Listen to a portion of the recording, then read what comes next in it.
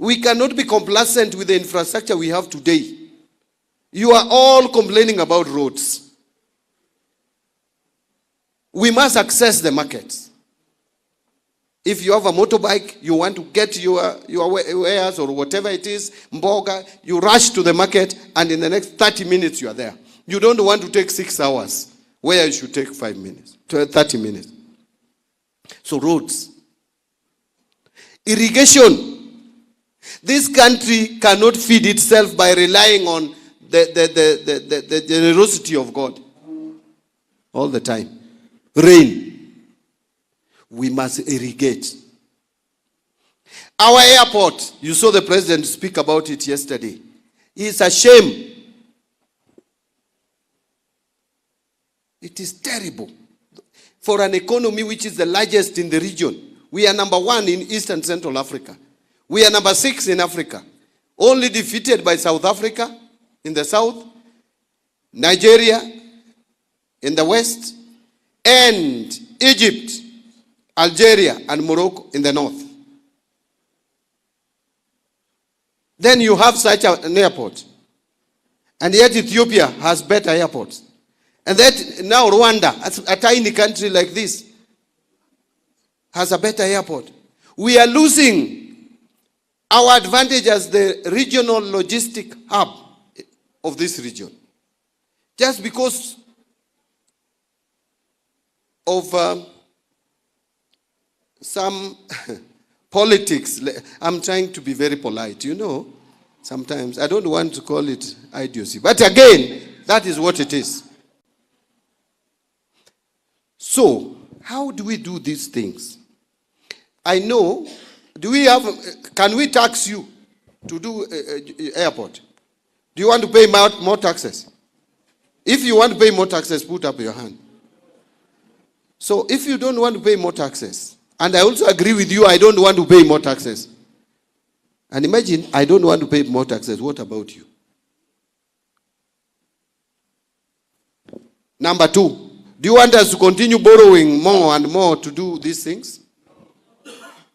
So if those two, if you have close to those two, where do we get money to do the airports? We can go PPP, but PPP has risks. You know, every public infrastructure has risk. If we have to do roads and toll them, there is risk. If we have to do airport, there is risk. If we have to do water and irrigate, there is risk. So to reduce that risk, government should put in some money, and then we invite the private sector. If the cost of doing airport is 200 billion, and the government puts 50 billion, we can now reach out to institutional investors and tell them we have already put our 50 billion, and this project is profitable, we do the design and we convince them. Then now they bring in 150 billion and we do the airport. And by the way, the airport will pay for itself. That is what we need to do. And that is why we are creating this fund, the National Infrastructure Fund, so that we have a seed capital. This seed money, we will only put it in commercially viable projects.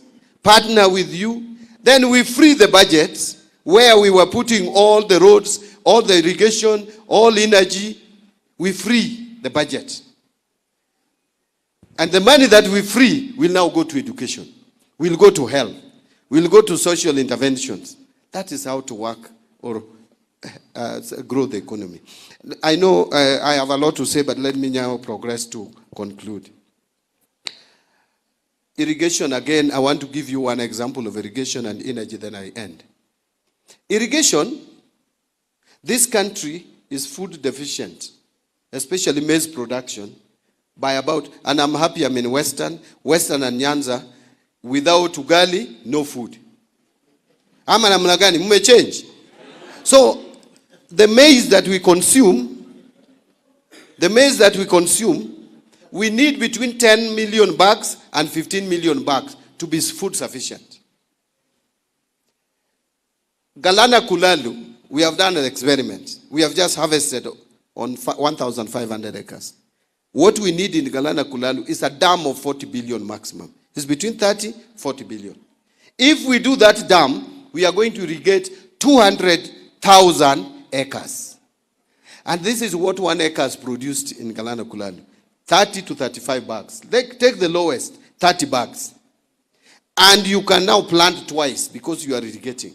So in a year, 60 bags. Times 200,000 acres, 12 million bags. You have already sorted out the food situation in the country. And this is achievable. Why don't we do it?